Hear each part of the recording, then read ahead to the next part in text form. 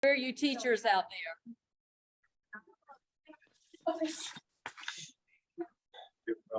All right. Well, I'll say,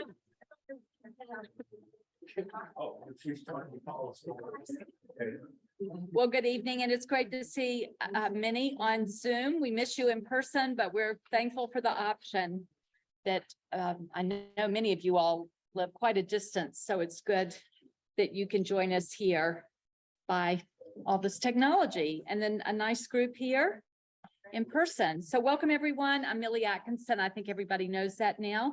Just a few quick announcements. We will not have any spring break in the class. We'll go right through on Wednesday evenings, and I believe the last class will be on April 19th. So just make a note of that. I also wanted to mention that Eric Smith is going to be discussing for reasons to believe. That will be on April 6th. This is also on Zoom and in person, I believe, Bible Among the Myths. So I don't know if you're on yet, Eric, but we look forward to that. If you haven't heard Eric make a presentation, he does an excellent job. So Jeffrey might put that out so that you all will know, but that's Thursday, April 6th. And we will be in, Millie, we will be in person. Oh, in person. So Okay, great. it's spring break. So Eric and Perrin and I will be coming, and we will I think we'll do dinner at 5 o'clock at Ted's. Oh, great. Friends that we miss seeing. Okay, thank you, Eric, Andrea. That sounds great. We'll put that information out, and it will also be here at Johnson Ferry. They're very gracious to open. I think it needs to be at this room or the one right across the hall. So like, Yeah, it'll be in one of these easy access rooms, which is very nice. We appreciate Johnson Ferry for these rooms in particular. Jeffrey has been invited to lead a 5-week class at Mount Bethel. We're very glad to hear that news. It will start on April 17th on a Monday evening. I don't know if we'll have Zoom or not, Eric. Did they mention that? That's in the future, but it will be sort of a history of the progressive. I don't want to even use Christianity there, but the progressive movement that started. We're hearing a lot about it now, but it's been going on for a long time. So we look forward to Jeffrey being a part of that, and we are very glad that he will have a presence there at Mount Bethel. We've been thinking and praying for that for a long time. And of course, we're all invited to join that. Time, If what you time, haven't- Molly? I'm sorry, Time of day? it's on a Monday. What time? I don't know the time yet. Oh, Too okay. many details, probably 7. We'll get that out. And if you haven't seen the Jesus Revolution, Donna, have you made it yet? Paul? Actually, Donna Weeks was a part of that along with Jeffrey and Dolly. So if you haven't seen it, it's gotten some very good reviews. I highly recommend it. And Jeffrey tells me there are a few places left on the C.S. Lewis tour in September. So if you're interested in that, just get in touch with him. And I've asked Bruce to open us in prayer, and then we will get started. Oh, I see Erin's here. I didn't mention it. She's very active at the pregnancy center in First Care Women's Clinic, and Eric Metaxas is their guest speaker for their spring fundraiser. If you're interested in that, let me know and I'll connect you with Erin. She had some seats at her table. And if you haven't heard Eric Metaxas, I highly recommend getting to know him, and he's a great speaker, and his recent book, A Letter to the American Church, really speaks the truth in this age in which we're living. What event is that? That it's the fundraiser for the pregnancy center in Marietta. Oh, First, wow. First Care. And if you're interested in any of that, please let me know and I can get in touch with Erin or through me. we're going to open with prayer. If you would join me. Heavenly Father, we just come before you as we always do, Lord, just in honor of your power and majesty, but most of all, in just all of your love for us, Lord, that you loved us so much that you sent your son so that we could be not only reconciled to you both now and through eternity, but also that we could have a Christian fellowship such as we have here. We thank you for this group. We thank you for Jeffrey and all the work and the people who helped to make this possible. We ask that everything that we do will bring honor and glory to your name, and that you would bless this evening and the work of this mission, in Jesus' name. Amen. Just a quick, I think of this, there was a cartoon in the Sunday papers. I got around Easter. And it showed a big maternity ward, the kind of maternity with a glass wall, you stood out there, you saw the babies in the bassinets. It was just like a football field, full of bassinets. And one guy is down one end saying, "That's mine over there." And there's a guy in the Jesus suit down at the end, with the base. They're all mine.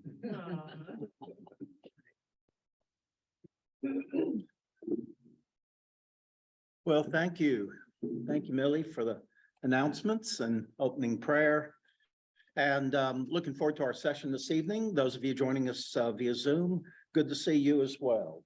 And now this will be the first time we ever did a Socratic dialogue in which Socrates is interacting via Zoom with, and his student Paula Postman is on Zoom. So Socrates could probably handle that better than I do, but nonetheless, I'll do my best. Okay. So anyway, last week we covered the first half of the first article, Socrates on Moral Relativism. Now, you'll be reminded, I'm sure, that we started out this course talking about moral relativism. It's a major component of my book, The Case for Christian Apologetics. And the reason is that really is the fundamental deception of our time. And, this idea that there is no absolute truth, that we can make up our own rules as we go through life. Well, if there is no absolute truth, then there's no absolute truth about Christianity either, or there's no absolute truth about Scripture. And so you can understand why that is such a fundamental fallacy. Everything they want to argue is subjective and a matter of personal opinion. So nothing corrupts the truth more than that presupposition, perhaps the most fundamental presupposition of our time, and frankly throughout history, that's been the case. Now, last week we covered, as I said, the first half of this first Socratic dialogue, Socrates on Moral Relativism. And I think that Socrates so thoroughly defeated Paula Postman that she didn't even come back tonight. Okay. Well, actually, she's out of town. And so Janet is going to fill that role. And Janet, I hope you do a better job than Paula Postman did last week. Okay. I'm really Paula. Okay. We started out that dialogue by looking at some fundamental preliminary principles. And that is that the first rule of any kind of dialogue interaction is that we must seek clarity before agreement. In other words, we have to be sure that we're talking about the same thing, using the same terminology, understanding what the same words mean, and so on, or we won't get anywhere in terms of any kind of at least even provisional agreement on matters. So we need to clearly define any vague terms, any ambiguous terms and concepts, and so on. So that's basically Socrates 101. And that was actually his first principle. Well, I guess maybe his first principle was that reason must rule over emotions. And just that principle itself is just absolutely radical today. A lot of our problems today are based on this premise that whatever I feel or whatever my emotions should pretty much rule how I believe, how I think, and what I do. And Socrates was wise enough to realize 2,400 years ago that that's a recipe for moral disaster. So the first rule of dialogue, seek clarity before agreement. Then secondly, the issue of objectivity. Something is real or true regardless of whether we want to think it is, or whether we want to acknowledge it, whether we want to experience it, or whether we want to agree with it. In other words, truth is independent of human thought and human actions. Thirdly, is the issue of subjectivity, which came up last week. Something is real or true, according to the subjectivists, only if I like it, only if I agree with it and acknowledge it. In other words, according to subjectivists, something is real or true depending on my beliefs. So those are the three basic preliminary principles. And by the way, I'll send out this kind of encapsulation so that you can review that before in our next class. Now, Paula Postman began by putting forth 7 arguments for moral relativism. And she wanted to argue, first of all, that morality is subjective because different individuals in different cultures have different values. Well, that superficially sounds plausible, of course, but in fact, different cultures generally agree on moral principles, although they differ on the application of these principles. In other words, all cultures would teach that honor is better than dishonor, but of course, the devil's in the details, and that is what constitutes honor, for instance. And so Socrates makes the point here that even though different cultures generally agree on moral principles, they do differ on the application of those principles. And this is similar to the relationship, he says, between meaning and expression. In the past, societies absolutized relativities, but our society wants to relativize absolutes. And so when you think about it, you know, when you parse that out, that's exactly what our society is all about. We want to relativize things and subjectivize things that in fact are moral, absolute moral, spiritual absolutes. So morality is subjective because different people and cultures have different values. We addressed that last week. Secondly, morality cannot be objective because we're conditioned by our society and our culture. That's what Paula argued last week.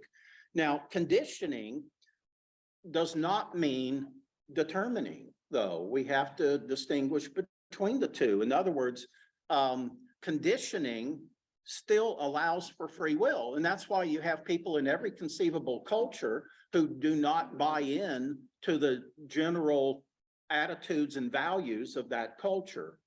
You know, you have Christians, for instance, in Muslim countries. And, you know, everybody in India isn't a Hindu and so on. And of course, here in America, which is a free and open society, or at least has been in the past, we have a vast variety of different opinions on all matters. So to say that your society holds to certain types of principles and values doesn't mean that those values and principles determine who and what we are. We still have free will, but we are influenced by those principles and those beliefs and so on. And we need to be very aware and understand that oftentimes there's a tremendous amount of pressure to conform. But as Christians, we are definitively called to be a countercultural force in society. And if we buy into all the standard, you know, beliefs and values and priorities and practices of our society and culture, then we really need to do a very, very serious reevaluation of our Christian faith and our Christian convictions. All right, so those are the two issues that we took up last week. And Socrates really set Paula straight on those two matters. So let's see if Paula can do better as we move on to the other arguments that she puts forward in this first dialogue. First of all, she wants to argue that subjectivism is good. Relativism and subjectivism are good because they lead to tolerance. on the other hand, she wants to argue that believing in an objective absolute truth leads to dogmatism, to intolerance, and attempts to force our beliefs on everybody else. So that's going to be her argument. Next is she wants to argue that morality is a matter of motives, and motives are all subjective. Okay, so somehow she's going to argue that that's an argument again for subjectivity and relativism. Then she's going to argue that morality is situational, and therefore morality has to be relative and subjective because it depends on situations. Sixthly, she will argue that morality is in our subjective motives, not in objective facts. In other words, she'll argue that acts themselves are not evil, that something is only evil if our motives are wrong. Okay. And then lastly, she'll argue that objective values would mean that we are not, in fact, free moral creatures.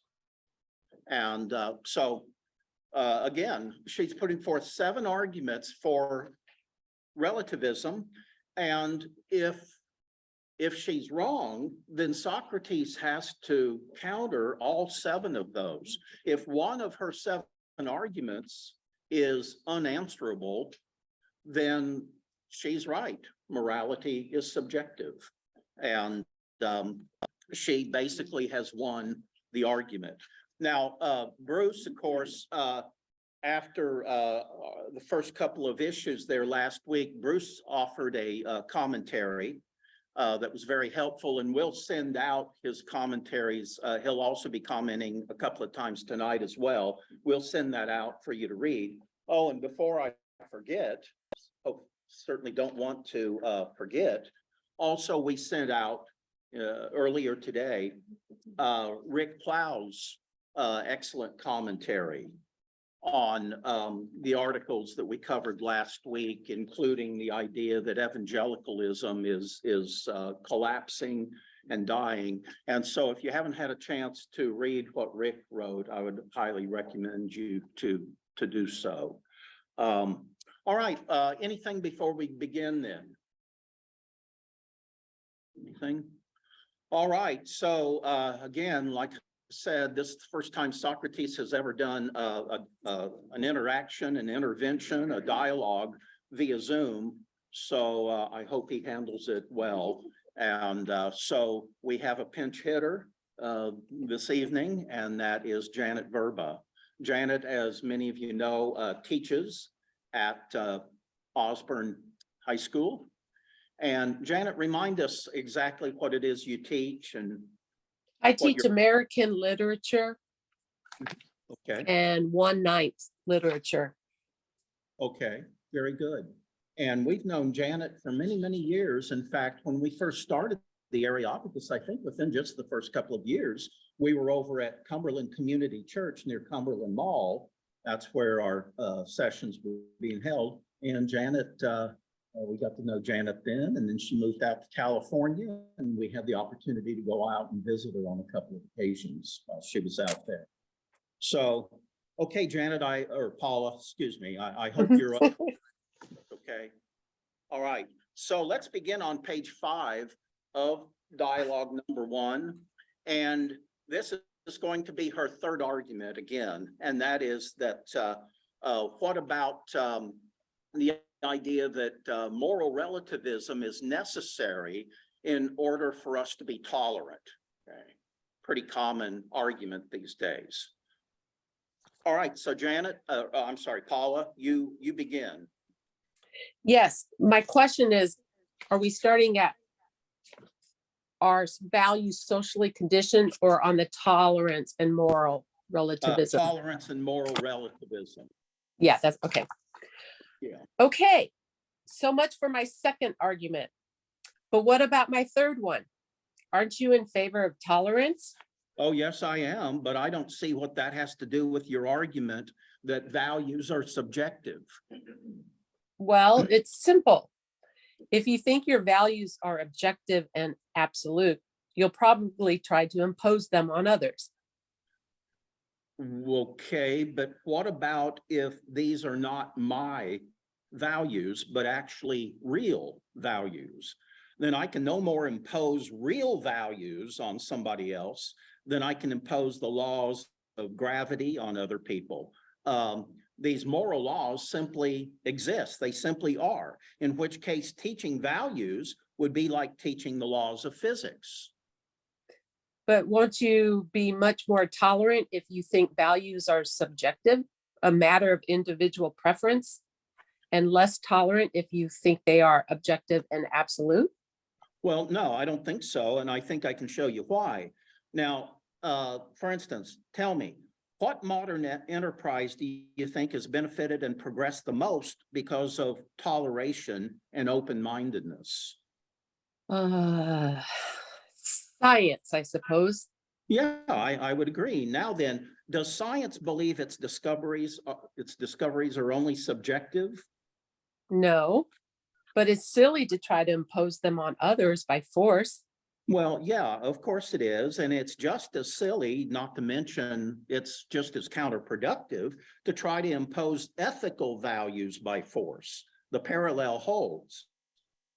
But people have tried to do that throughout history. For instance, the Inquisition burned thousands of heretics. Well, yes, and other foolish people tried to impose scientific theories by force or by threat. The Galileo case, for example. The parallel still holds, though. Both fields certainly have their fools. Those that are pushing science and those that are pushing, moral values. Both fields have their fools. I suppose, but it seems strange to say that ethics deals with truth in the same ways as science. But if we believe that it did not, if we thought no ethical teaching could be absolutely true, why would we pay any attention to it? Values are important to us only if they are true values. Isn't that true? I thought values were important to us because of our emotional investment in them. They are our cherished opinions. Well, opinions about what? What? Yeah, that's my question. Opinions about what? I mean, like, what do you mean? Well, I mean, is there a reality behind our opinions? If not, how can we have an opinion? An opinion is an opinion about something, and that something is the standard to judge one opinion as closer to it than another. Isn't that how we judge opinions? Well, but that would imply an objective truth over and above the opinions. Yeah, precisely. But we only have opinions. We don't really know the truth. Well, but we supposedly want to. Our opinions reflect upon the truth. They aim at the truth. If there were no truth, then how could we aim at it? Well, then I guess I don't mean to say that values are opinions. They are more like feelings. Well, then consider this. What are these value feelings that you're talking about? Do you not feel called or challenged or even compelled, so to speak, by moral values? Well, I guess you could put it that way. Well, if these values were only subjective, how could they possibly make any demands on you? That's simple. They come from within me. I am committed to them. I'm bound to them. But if you bind yourself, how are you really bound at all? You can just as easily loose yourself. Do you really think that you can? For instance, can you be selfish and dishonest with a good conscience? I don't think so. Well, if you disobey real values, don't they continuously haunt you? Don't they condemn you? And don't they make you feel guilty? Unless, of course, you're a person who has a seared conscience. Yes. Now, that doesn't feel like the rules of a purely subjective and man-made game, does it? I'll have to give that some more thought. I guess tolerance doesn't prove subjectivity after all, does it? Well, it's a lot more than that. It proves just the opposite. tolerance really actually proves objectivity, not subjectivity. Oh, really? Now, how's that? Well, very simply, the real value of tolerance presupposes real values. Do you say that tolerance is really valuable? Suppose I don't. Suppose I just say it is my subjective preference to be tolerant. Then suppose I say it's my preference to be intolerant. Well, then I suppose I would say that we just disagree. That's all. Exactly, that's all. Now, then we can no longer argue or debate. And if you feel passionately that tolerance is preferable, then all we can do is fight. It then becomes a matter of power and a contest of our wills, in which case we really do try to impose our values on each other. Do you really choose to do that? Of course not. I choose to be tolerant. And by the way, the point that Socrates is making here, this is sort of the essence of postmodernism, as we've mentioned before. There is no truth and everything is about power. And of course, everything's about power if there's no standard for truth, no standard for right and wrong. So when we disagree, I'm trying to convince you that my understanding is more aligned with the truth than yours, and you're trying to do just the same, argue that your understanding is more aligned with objective truth than mine. But if there's no standard outside of ourselves, outside of our own emotions and feelings and prejudices, then how do you resolve these kind of disagreements? Well, it comes through power, and that's all there is to it. It's all about power, trying to overpower, and you might say manipulate the other person or coerce the other person into agreeing with you. Okay. All right, so let's see. So you said that you choose to be tolerant. And do you believe this choice of yours to be tolerant is really better than the opposite, and that is to be intolerant? Well, if I say yes, Well, then you're admitting that there is a real better. and there can be no better without a real good. So then there is a real good, an objective moral value. Yeah, that's correct. And here's another point. If you think that tolerance of all values and value systems is good, are you not then imposing your values, your value system, which includes the value of tolerance on other people and on other cultures, not all of whom would agree that tolerance is a value? Many traditional cultures, in fact, see tolerance as a weakness, not as a vice, or as a vice, not a virtue. So for you to say that everyone ought to be tolerant is for you to say that your value system with tolerance is really better than others without tolerance. Isn't that tantamount to, quote, imposing your values on other people? Well, I never thought of that. We'll do so now, please. Do what? Think about it. Well, I don't consider that to be imposing my values on them. Well, you know what? Neither do I. You don't? No. Then what is it? I think it is an insight into a real objective universal value, which is the value of tolerance. In reality, we cannot impose our values on other people. When we try to do it, it's counterproductive. Some cultures and some individuals simply fail to realize this. We make mistakes in values, just as we make mistakes in anything else. Yes, I realize that. Well, if you admit that, you admit objectivity. How? Well, because a mistake means a failure to know the truth. Where there's no truth, there can be no error. But we should be tolerant toward errors, not try to impose the truth. Well, indeed, but notice what it is that we are tolerating. It's error, not truth. It's evil, not good.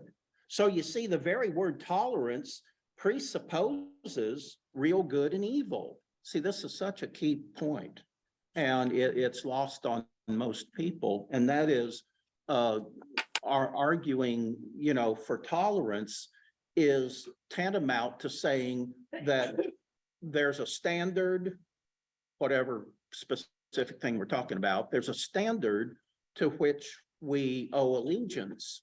But if you don't live up to that standard or even agree with that standard, I don't have any right to persecute you or anything like that. That's true tolerance. But the term has been so twisted and distorted that today, many people, when they talk about tolerance, are talking about there are no value, no ultimate values, no absolute truth, and you can believe and do anything, say anything that you please. So true tolerance is just the opposite of how it's typically used today. Socrates, you have tangled me up in my words again. How typically Socratic of you. Paula, you know better than that by now. You know the point of my method is not to win the argument, but to win the truth, and not to defeat my opponent, but to defeat error. Yes, I understand that. I just don't like to be made a fool of. Well, the only fool is the one who refuses to acknowledge his or her foolishness. Okay, so let's pause for a couple of minutes, and Bruce, I think you have a commentary on this. And I do hope and pray that you take Socrates' side. And I'm very tolerant. You're very tolerant. Well, to address what Paula was saying, being tolerant is not the only thing that keeps us from trying to force people to believe as we do. For that matter, it has typically been the totalitarian impulse of the left that has majored, as it were, in forced belief. The Soviets pushed for years a form of biological evolution, which had long since been debunked. What stops the forcing of values is respect for other human beings. Something that must be a core value if, as I said in an earlier comment, we are to create, nurture, and benefit from all the important relationships in our lives. But like today's attempts to redefine sex and gender, we have redefined tolerance into not only accepting, even if grudgingly, other people's right to believe differently, but today we are expected to celebrate it and teach it to our children. This redefining in our world is everywhere, and we believers need to be particularly aware of one redefinition, that of freedom of religion being replaced with freedom of worship. When that happens, the state can say with even greater force, we allowed you to worship all you want, so just don't bring that religion into public life. Yeah, very good. So the value of tolerance, and I think Socrates doesn't go far enough, because obviously there are things that we cannot and should not tolerate. There's certain actions, certain not beliefs, but certain expressions that we should find intolerable because they severely damage other people, or, you know, obviously corrupt our society and so on. But his points, as far as they go, I think are very, very valid. And that is, you know, primarily that tolerance presupposes that certain things are right and wrong. And so if the other person has, quote, a wrong view of it, well, as long as it doesn't damage and hurt other people or violate the rule of law, we have to be tolerant, and we have to be loving and considerate and share a Christ-like attitude toward that person. But again, there are things that absolutely we should not tolerate, but those are things that, you know, again, violate other people and so on. Any thoughts on any of that before we move on? Those of you online or here in the class as well. Any thoughts? Just reminded me of the episode where the judge was speaking at Stanford, and they were certainly not tolerant. Yes. Yeah, Millie brought up the news story of the last week or so. A Trump appointed judge, I believe he was, trying to speak to law students at Stanford and their outrageous behavior toward him. And these are people who supposedly uphold, the right to free speech and honest debate and that sort of thing. But they find him to be so, and his conservative views to be so repugnant that they consider he has absolutely no right to express these publicly. Okay, that's a wonderful example of gross intolerance. Right. But what was so sick about it? Sorry, what was so sick about it is they invited him. They like set him up for that. I think it was the Federalist Society, which would be a tiny minority of Okay. law students. But yeah, the administration went along and with the Federalist Society and agreed to invite him in. And then they just viciously attack him. Yeah, Bill? They did the same thing to Charlie Kirk last week. Yes, They viciously attacked him yes. for his conservative views. And it was just pathetic. Yeah, yeah. Charlie Kirk of Turning Point, USA, which really has made a lot of inroads into colleges and universities in recent years. Mhm, yeah. Any other thoughts on this issue of tolerance? So I think if we took a vote, it very well could be unanimous that Paula, your argument just doesn't hold. No offense, not trying to be intolerant toward you. It's just your argument. Okay. All right. So let's move on to morality and subjective motives. Socrates, I always thought morality couldn't be logical because it was a matter of subjective motive, which is my fourth argument. Do you really think that motive isn't the most important thing in morality? Well, morality certainly is motive, but it's not only motive. Even if motive is primary, that does not exclude other secondary aspects of morality. Why do you say we need anything other than right motives? After all, weren't the Beatles right? All you need is love. Love alone is enough, isn't it? And love is a motive. Yeah, I know that song, actually. Yeah, love alone is enough, isn't it? Well, first of all, I don't know what you're up, why you bring up insects. Did you say Beatles? Now, Socrates is a little bit behind the times, but only about 2,400 years. But back to the point. You said all you need is love. Okay, now is love only a motive, or is love not also a deed and an action? And can you really separate its motives from its deeds? For instance, can you hate or rape or murder or steal or lie out of love? No, not really. And by the way, the Beatles were well, never mind. I guess you missed the 60s, didn't you? But no hating or abusing people and breaking trust is incompatible with love. So you see, the commandments which specify good and evil acts are always specifying loving and unloving motives as well. Love does not steal, love does not kill, and so on. Well, love can certainly lead to adultery. Well, not real love, not faithful love, not unadulterated love. I'm afraid you're confusing love and lust. Well, but the motive is the primary thing, right?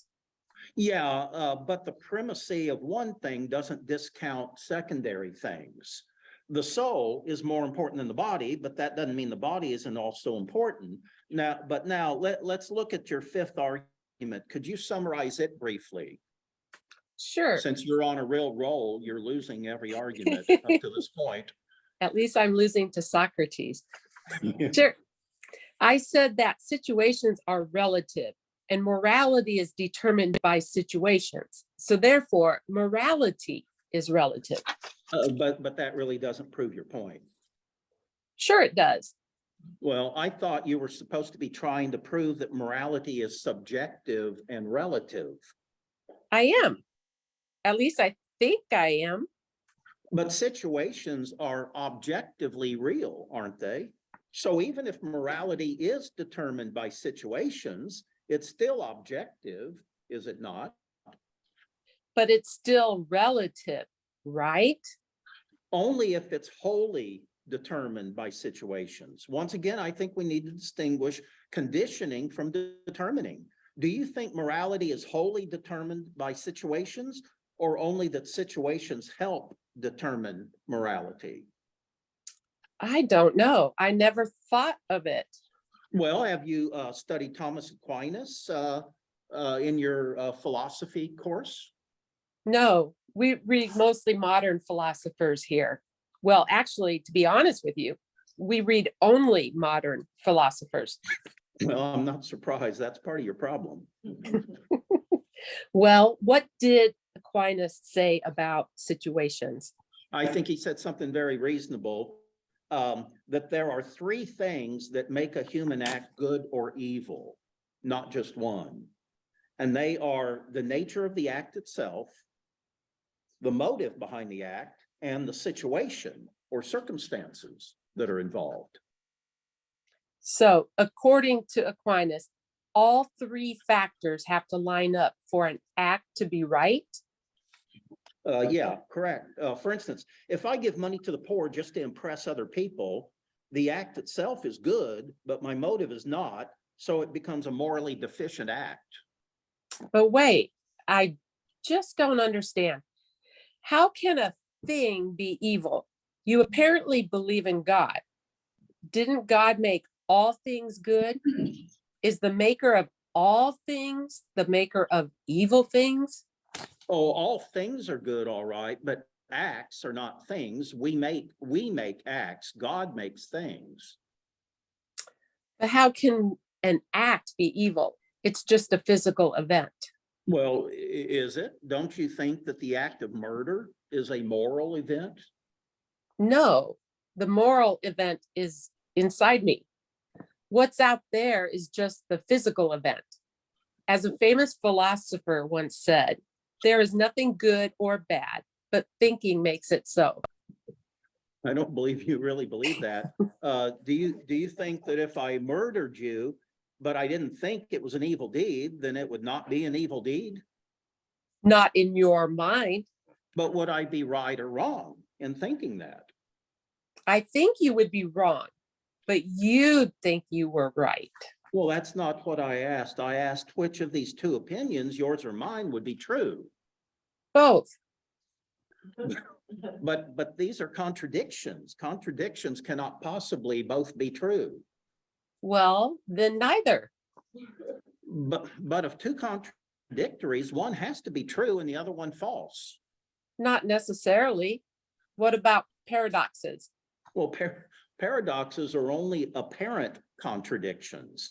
Clarify the issues and the contradiction is resolved. Well, what about mysteries then? Mysteries? What do you mean by mysteries? Yeah, Oh, I'm sorry. I was supposed to have said mysteries. Do you mean the unknown? yeah. You say, yeah. Okay. How can something unknown then be known to be contradictory? Paul, there's a mystical realm that transcends human rationality, but that mystical realm is supra-rational. It's not irrational. That's a major point, by the way. It merely belongs to another dimension that's above and beyond normal human reasoning. All right, Socrates, I give up. I'm getting a headache. I can't refute your logic, but I'm still not sure about the reality. Yes, well, we both know you need help. I do. Okay, so, all right. Okay, Bruce has a commentary on that last section for us. Can you try to straighten her out? I don't take on impossible tasks.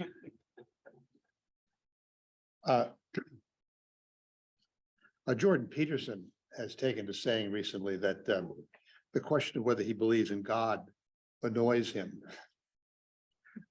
Why? Because to him, it's not clear what belief means. He says that if he wants to know what people really believe, he pays attention to their actions. That's exactly what we're saying with Paula, that you're commanded to do the act, and the acts will bring along in their train the beliefs. The point is made by Socrates when he says that the commandments that specify good and evil acts are ways of specifying loving and unloving motives.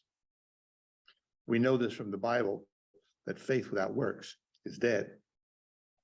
I used to think of works as meaning specific undertakings like mission trips or teaching Sunday school.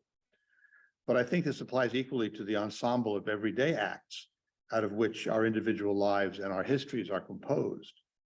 This is why we find it so disappointing when people who we regard as solid Christians behave in inappropriate ways. Of course, Christianity recognizes that this is the result of our fallen natures. But when we see consistent bad behavior from a Christian, we do have to wonder. Good and bad are ultimately tied up with purpose. J.P. Moreland says that if I throw my pocket watch at my dog to shoo him off the couch but miss, I would not be entitled to say, what a bad watch, because being thrown at misbehaving pets is not part of the watch's purpose. If it tells the wrong time, I can confidently say that's a bad watch. But what does this tell us? Nothing less than we have a difficult time discussing good and bad in the absence of purpose. And more importantly, when we want to make such an assessment about things with regards to humans, we have to ask what their purpose is. And there's an important question, if there ever was one. Very good. Very good, thank you. Comments, questions? Was there anything that Paula said that you found convincing, or anything that Socrates said that you found unconvincing? Anything? What about you, Paula? Well, I You- actually agree with the three. The nature of the act, the motive behind the act, and the situation, circumstances involved. Yes, yes. And an argument has oftentimes been made that Jesus never revealed any new morals, that all he was doing was clarifying and emphasizing the morality that came out of traditional Jewish history, the Mosaic Law, and all the implications of that. But actually, I think that's not correct. I think Jesus did put forth at least two new moral principles. And one was the principle of turning the other cheek. And of course, that's all contextualized. That means when somebody unnecessarily and inappropriately insults you, then turn the other cheek. He's not advocating pacifism, okay? And the other original moral concept that Jesus puts forward is the idea that let's see, how would I put this? That intentionality matters just as much as the act itself. And when you go back into ancient history, prior to Jesus, and look at the great moral philosophers, it was all about acting right, considering the circumstances. But Jesus is basically saying, no, our motives also are an integral part of correct, morality. And again, I don't think you'll find anybody in ancient times that emphasized that point prior to Jesus. So in those two examples, Jesus actually does put forth new moral principles.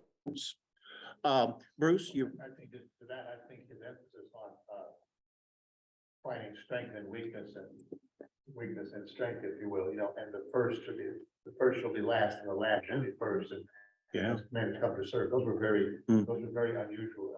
That's why one of the reasons Nietzsche hated Christianity so much, because of all the purported weakness. Yes. Putting yourself at the back of the line. Yeah. all the time. Yeah, I think you've brought up a good point there that I've actually not considered before. Anyway, I just wanted to, I said it to you earlier, I'll say it one more time and I'll stop saying it. Because it's always uncomfortable to bring up Ravi Zacharias. But he said, one thing he said, which I found really, I've thought about so many times, he said, so many people grab the finger of truth and think they have hold of the fist of reality. If they get on one little thing, which may have some value, and they misinterpret that as somehow the whole. Mhm. We were saying in our house, which I don't know where it came from, says that just because there's twilight doesn't mean that you can't tell the difference between day and night. Mhm. So there are going to be ambivalent situations. There are going to be situations which are difficult to judge.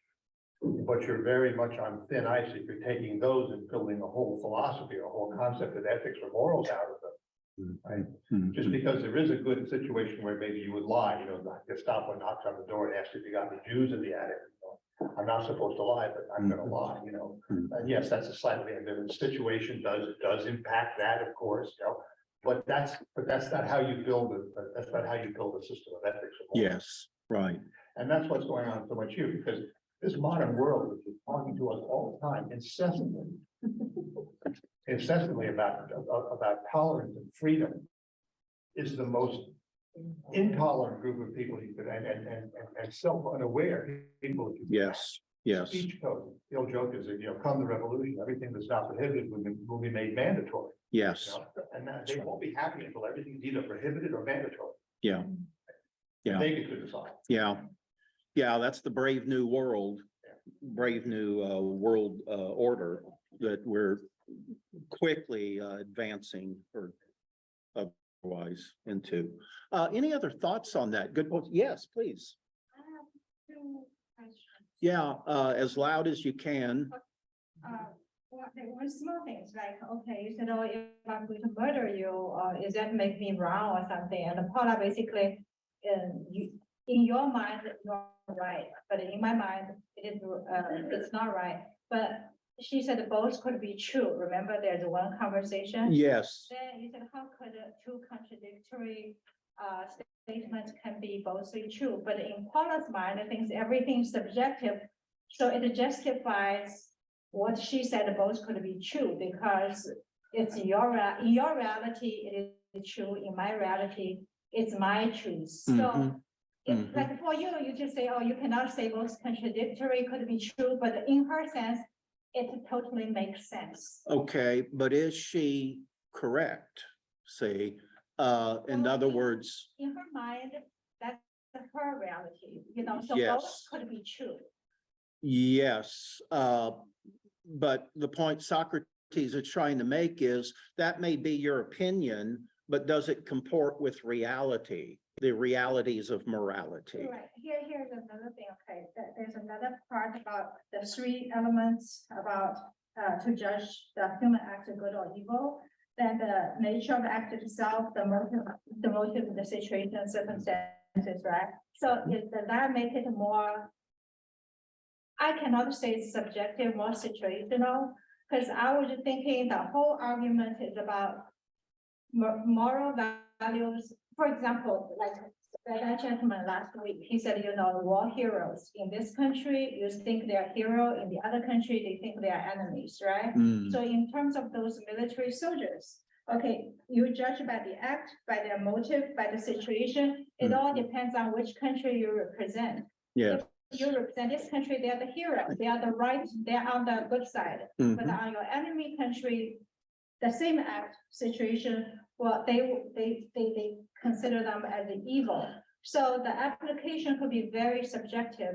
And I think the whole point about the arguments is about a textbook concept could be concept, like we learn physics, right? The concept is the purest form could be objective, but the application could, then you drag down to the application about the act, about the motivation, about the situation. It's all the actual application in real life, it could be very situational. It's very complicated and practical. Just like you can define white, color white, you can define your textbook in the purest form, but in reality, you cannot find pure white. So in reality, it's all situational. It's more complicated. That's why every time Socrates' side, you make this moral standard, it's very pure, like I murder a person or something. But on Paula's side, her example is more relevant to reality. It's messy, it's hard, it's complicated. It's never, it all depends. That's what I mean, to make the judgment. So, and I think that whole argument, I'm on both sides. I can understand both of you said, Right. but I was thinking like, it's not, that's why in the last week I was struggling. And I think we are talking about the textbook concepts. Without that concept, we cannot build a spaceship, so to speak, right? It is objective. But you're arguing about in real life versus in real life, you cannot find a perfect circle. Of course, circles objective exists. You cannot find it. That's why in real life, you say, oh, what is good and what is wrong. You cannot just simply say what is good and wrong. It all depends on the situation. Okay, I think a lot of what you've said is very sensible. Now, however, as Christians, we believe that there is an ultimate truth, an ultimate reality that's been revealed by God in Scripture.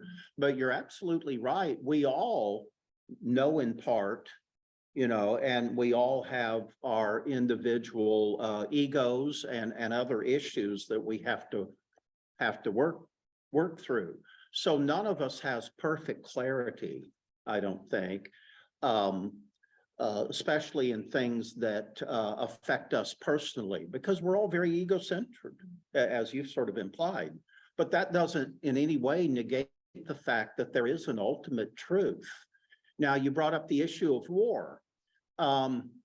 Okay. Let's just simplify it greatly. The Americans killed a lot of Germans, we'll use that example, in World War II, and the Germans killed a lot of Americans and, a bunch of other people as well. So are we not the same as them? Well, no, you're quite right that human nature complicates matters, without a doubt. But could a case be made that one side was purely the aggressor perpetrating all this violence? The other side was merely trying to contain or defeat all that violence. In other words, the issue oftentimes comes up, well, if the Nazis had won World War II, wouldn't our histories have been written totally different? That the good guys won, the Nazis won. Well, again, historians are biased and flawed too. So that really wouldn't counter which the basic premise. One side was mostly right, the other side was definitely wrong. One side was the aggressor. They were like the Russians in Ukraine now. They're going about murdering hundreds of thousands of people. It's just abject murder. And whether it's perpetrated by individuals or by the state, it's still murder. They're slaughtering innocent people, innocent in the sense that they haven't done anything, to the Russians. The other side is merely trying to stand up and defend themselves. So I see your point, and I think you're making a good point, and that is none of us have total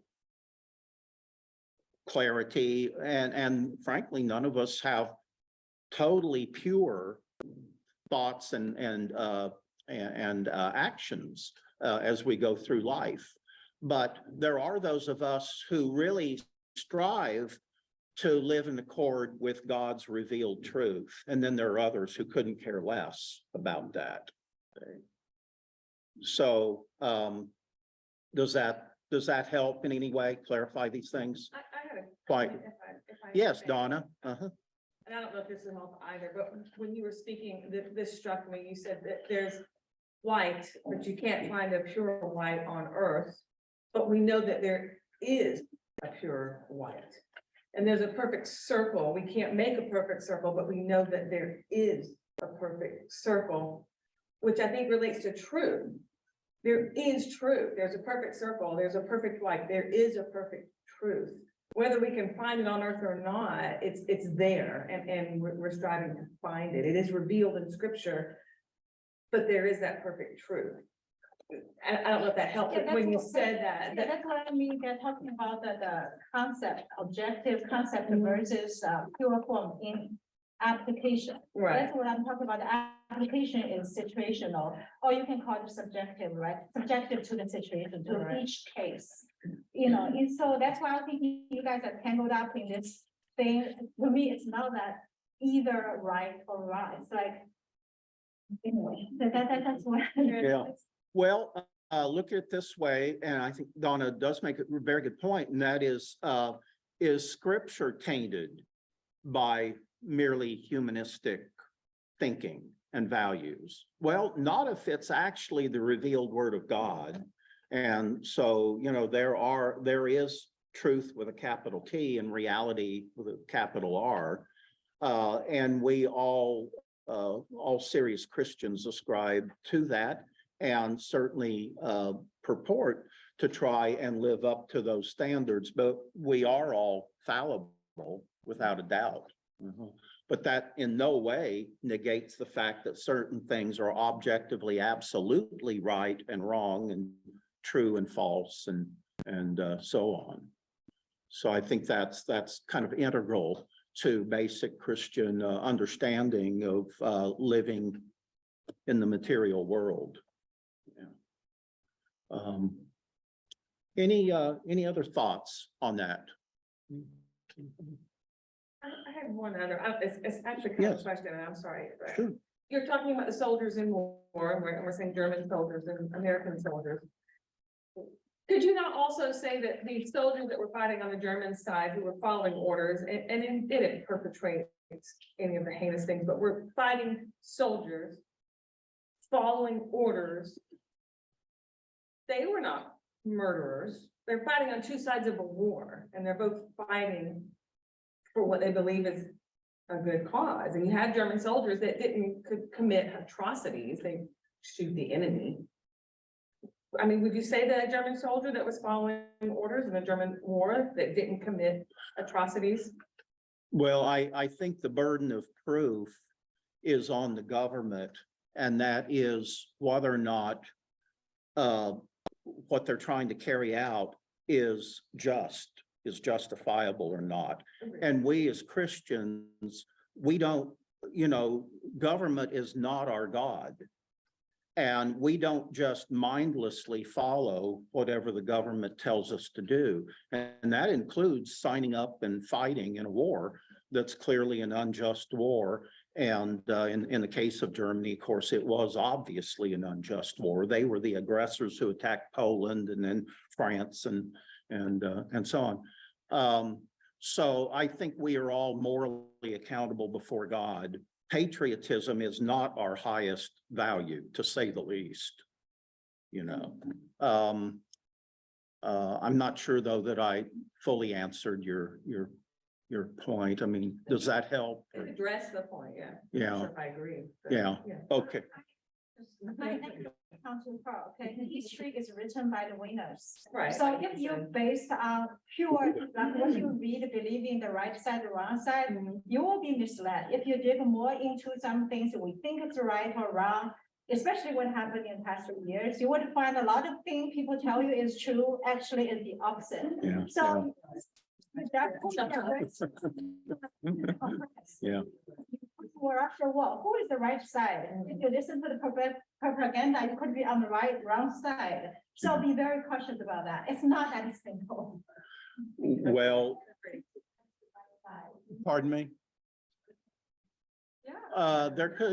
Both sides certainly can be wrong in terms of application, but usually one side is the provocateur and starts these unjust conflicts. It could be. And the other side is merely trying to defend themselves. Now, if they go beyond that and they start let's use the Ukrainians and the Russians. If the Ukrainians start slaughtering innocent Russians just because they're Russians, then, you know, that close, you know, that crosses the line then. Yeah, Okay. they did actually. But, the news never tells. but we shouldn't fall into the trap of relativizing all of this into the sense that we no longer believe that there is a right and a wrong. Yes, there absolutely is.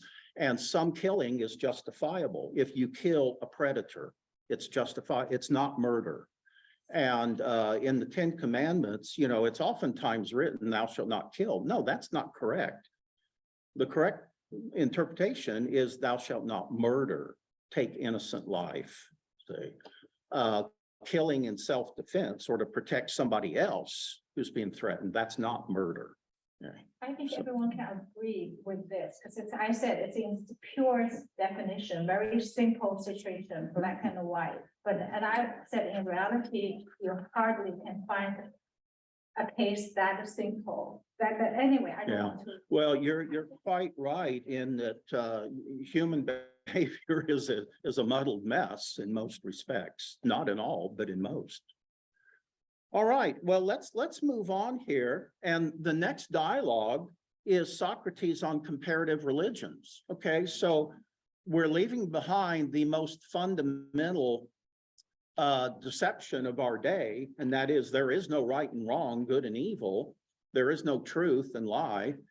And now, what about various religions? How should we think about various religions? So this is dialogue number 2, as you see there. I hope you printed that out, have a copy of it. Now, this dialogue between Socrates and Paula, now after this dialogue, by the way, more people get into the mix, but this is another one where it's just Socrates and Paula. This takes place following the first class meeting of Professor Toleranto's course on comparative religions at Desperate State University. Professor Toleranto is a religious pluralist who prides himself in being tolerant and fair, must be where he got his name.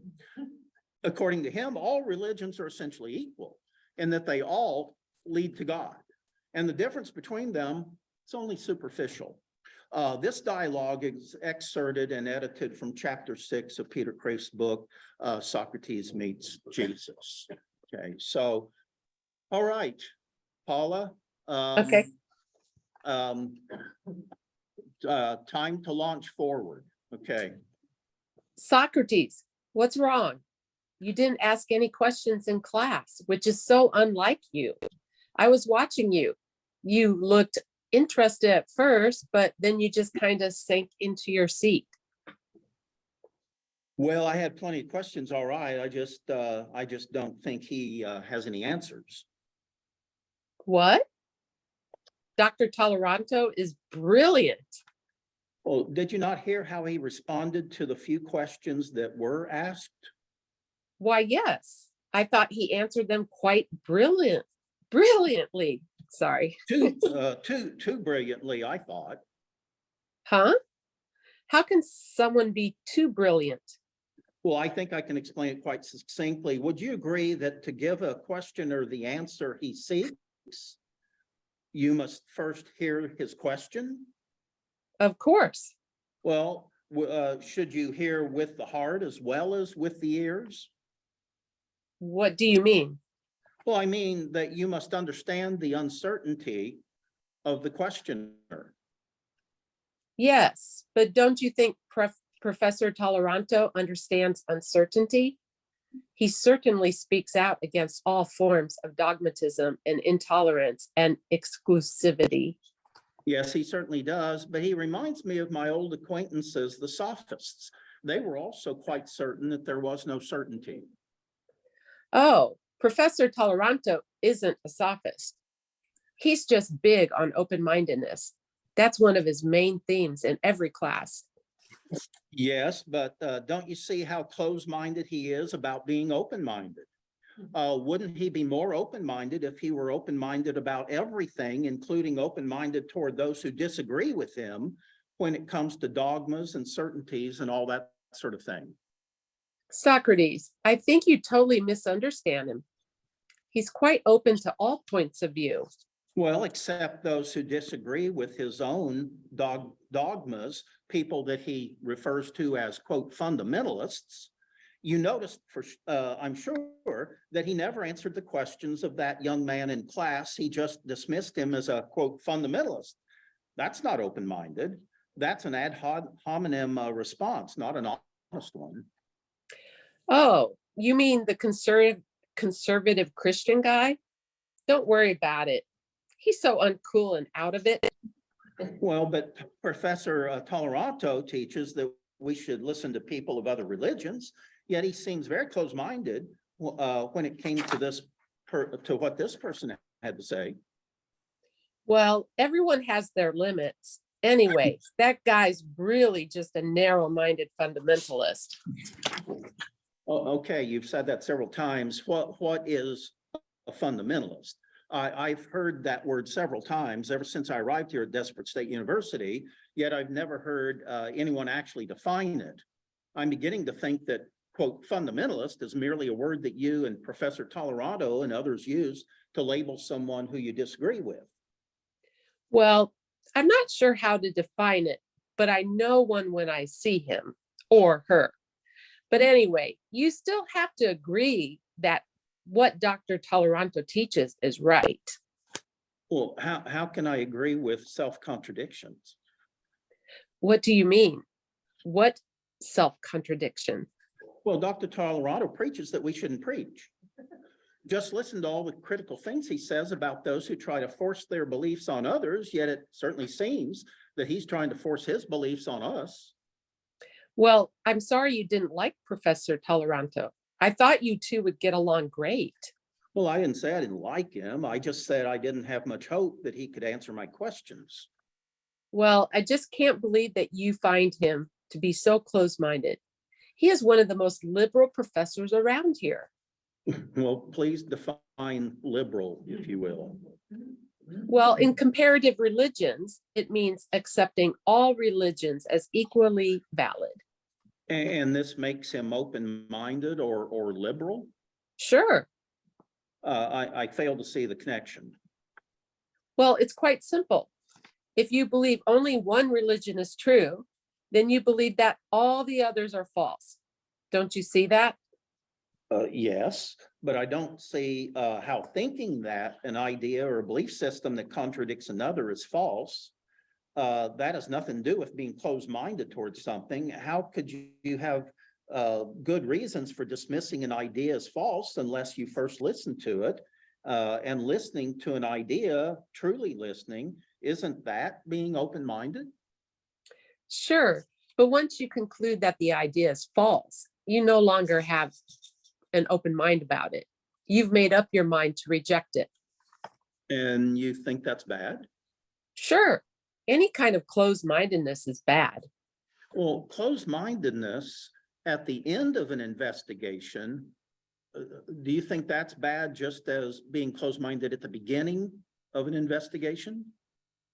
I think we should have an open mind all the time. And having an open mind means always seeking? Yes.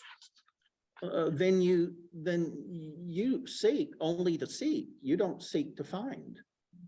But if you do not seek in order to find, then you're not really seeking at all. There's nothing to seek for. You're confusing me. Well, let me put it another way. What do you think is the value of an open mind? What is the purpose of being open-minded? To avoid being closed-minded, I guess. Well, that's like saying the purpose of living is to avoid dying. You've not told me why you seek to be open-minded rather than closed-minded. Well, you know why. I've always thought of you as one of the most open-minded people who ever lived. Well, I am, but not in the sense that you think of open-mindedness. You see, I've always thought that the point of being open-minded is to learn. Oh, I totally agree. To learn truth, or falsehood, or both, or neither. Both. To learn everything. To distinguish between the two, to know falsehood as falsehood, or to mistakenly believe falsehood to be true. To know falsehood as falsehood. So to know the truth about falsehood, Yeah, well, then the only thing we really want to know is truth. The truth about truth and the truth about falsehood. Isn't that right? I guess so. Well, then we have the same definition of open-mindedness and its purpose. Just as an open door is a means to enable a desired guest to enter, but not a robber, so an open mind is a means to the end of learning the truth about things, not falsehoods. By the way, check out the cartoon, Philosophy and Bait Shop. You know, I always wondered what folks do with one of them degrees. Well, actually, I've got some very good friends who are philosophers, and why was it that philosophy was considered just absolutely the foundation of all learning?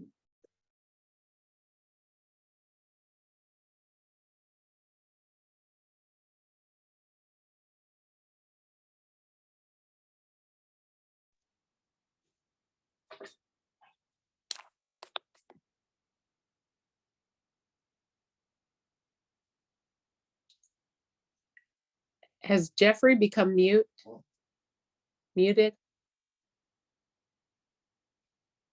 I don't see him there anymore. He's gone. I'm calling him.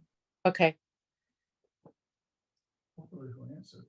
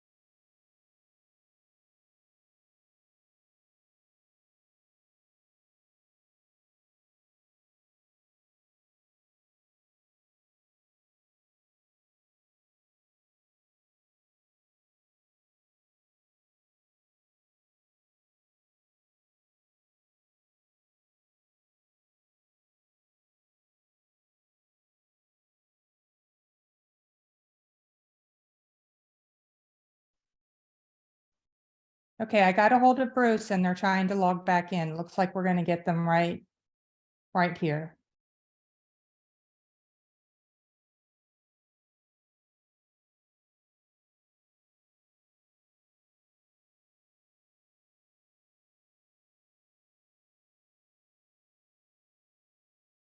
Gonna ask to unmute. Okay, well, we're back There it in. is. Okay, he's back. And sorry about that. I have no idea.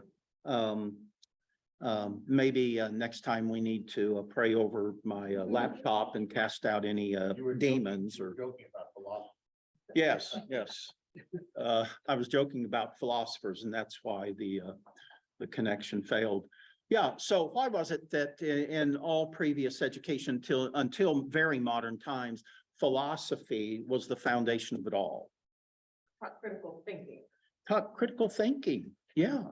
How to use your mind to think, in a linear and critical way. And look at many of our greatest theologians, Luther, Calvin, others.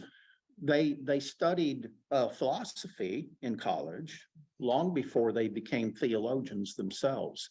So anyway, we were commenting on the cartoon there on page 11.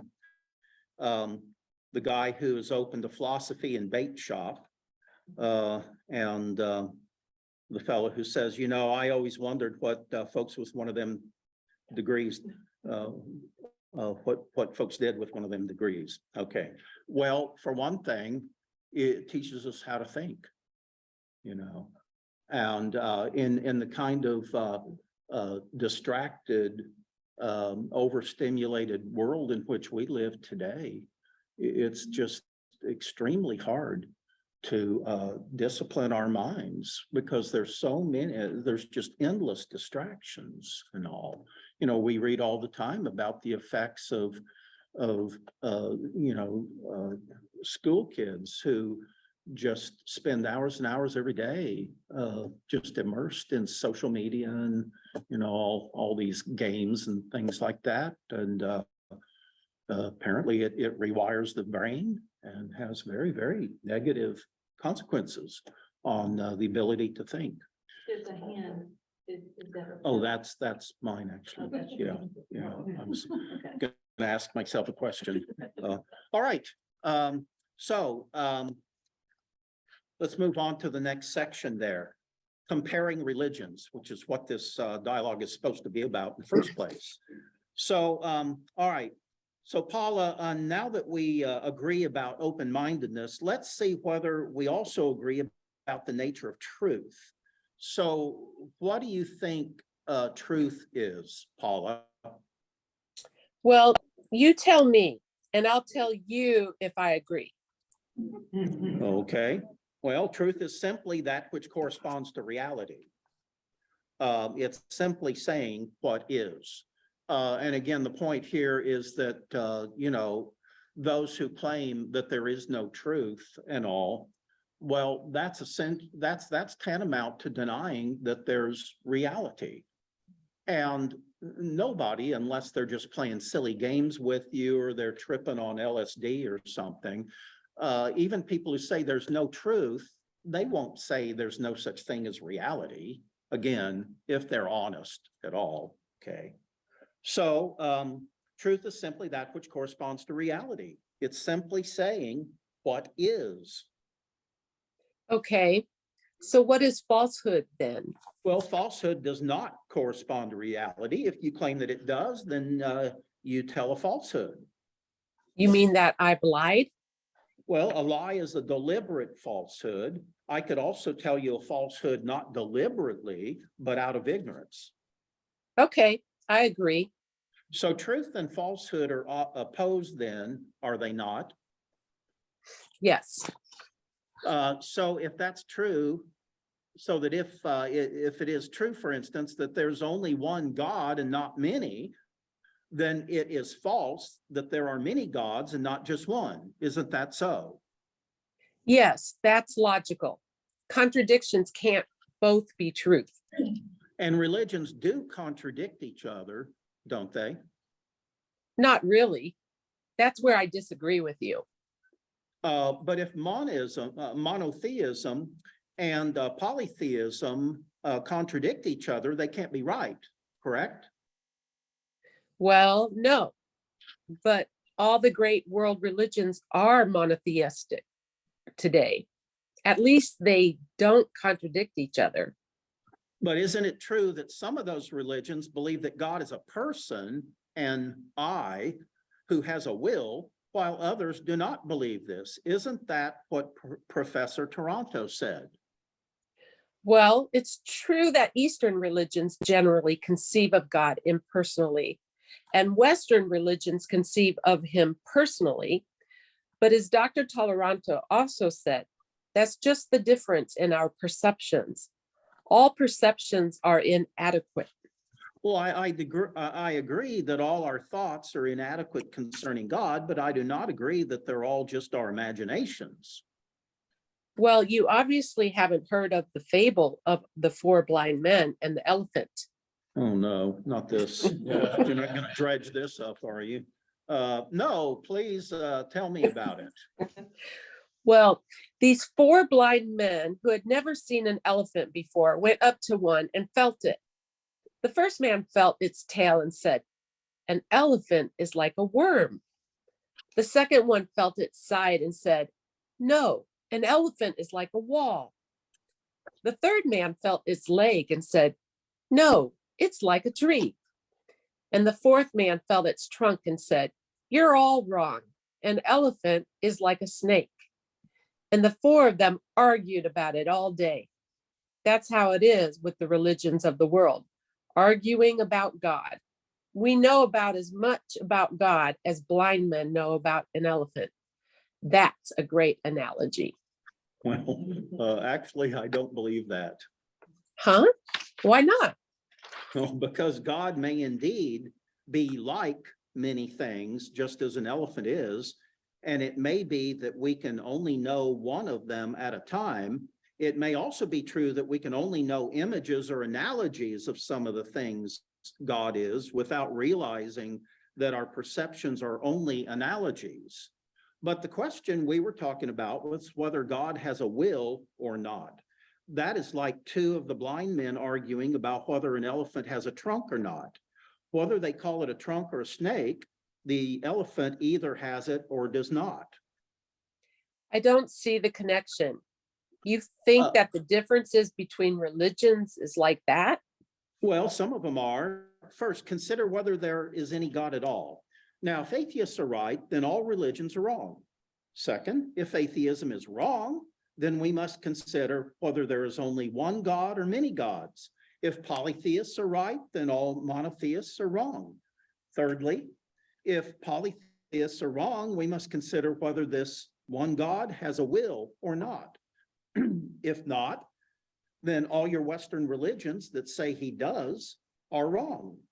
And fourthly, we must consider who Jesus Christ was.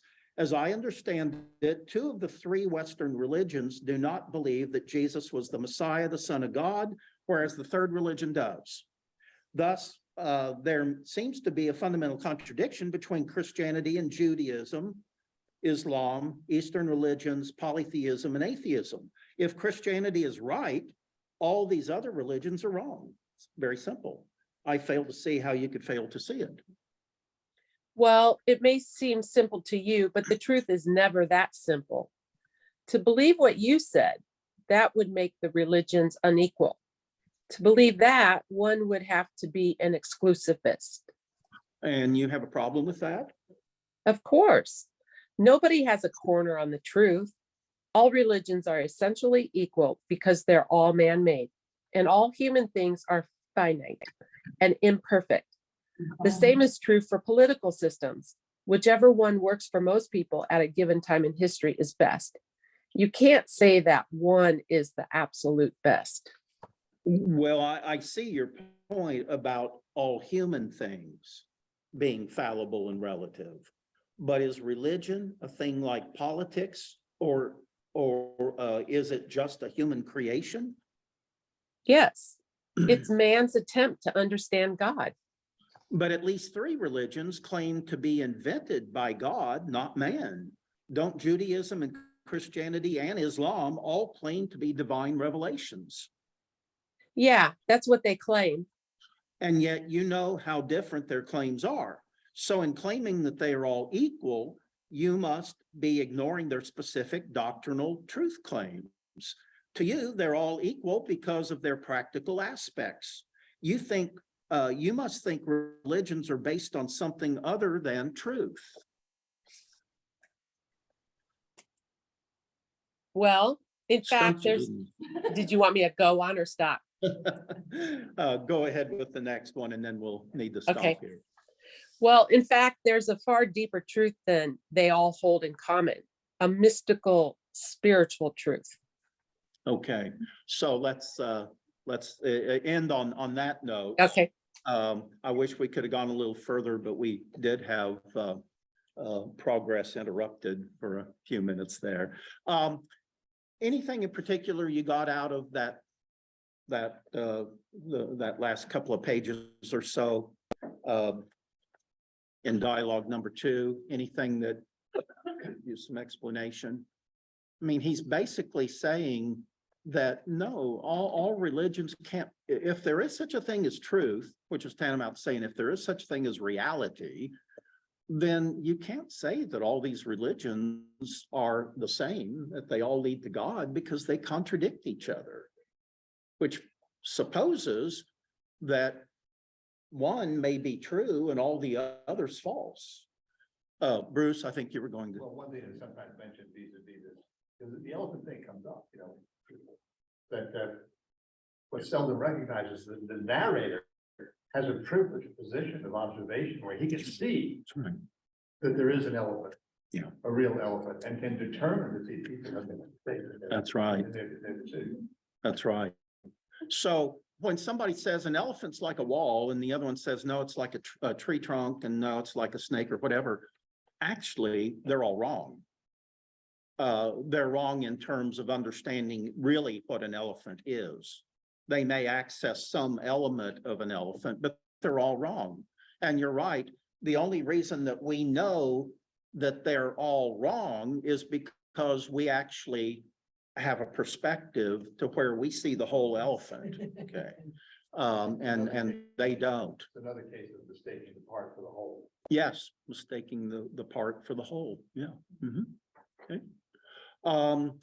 Any other thoughts on that particular segment of the dialogue? Anything? This seems to be a practical one that would really come up in many situations. Yeah, yeah. Yeah, it is, and especially as we go ahead and cover the last half of that article, I think you'll see the value of it all the more. Yeah, it is. It's quite practical. Yeah. So I think we'll see over the next decades, more and more universalist ideas creeping into even the mainline churches. oh, yes. Well, that's the case in so-called progressive liberal Christianity today. Yeah. It goes back, it doesn't go back to this, but it hit with a big splash a number of years ago with that novel, The Shack. Because that was a universe, that had a universal Yeah. perspective. Yeah, yeah. And that's becoming increasingly, accepted in mainline liberal Protestantism, and it's also seeped into evangelical Christianity as well, unfortunately. Yeah. And Unitarian Universal. Unitarianism, yeah. What's that now? Unitarian Universal, and that's the name most of these congregations in Israel area are. Yeah. That combo. Oh, yes, yeah. Well, we'll finish this up next week and then go on to dialogue 3. And dialogue 3 is very interesting. Socrates on Christianity. So for the first time, he encounters Christianity. And then we go on from there. Socrates discovers Yahweh. And the 5th dialogue is Socrates meets Jesus. So I think it's a good insight into how a real thinker kind of incrementally progresses from, his ancient religion and beliefs to the point that eventually he accepts the truth of the Christian faith. So anything before we close? All right. Well, good being with you. And Yep. thanks for your comments and interactions and all. And God bless you all. Well, thank you. Good to see those of you online. And so look forward to making more progress next week. All right. Blessings.